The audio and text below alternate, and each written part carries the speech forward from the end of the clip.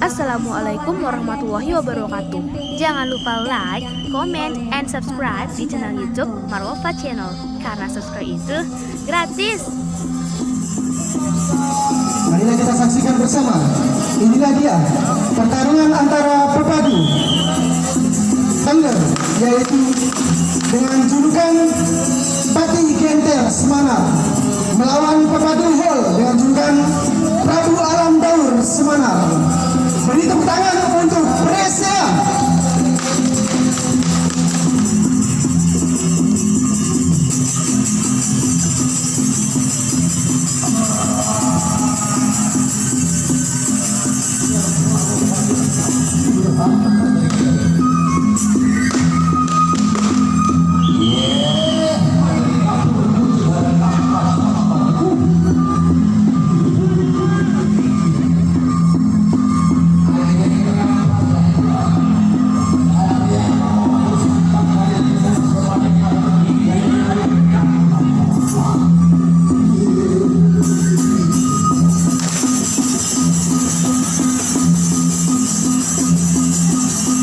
Para petarung biasa disebut dengan pepadu, yang selaku wasit disebut dengan pekembar tengah, dan pekembar sedi yang mencari para petarung dari penonton yang ada di sekitar.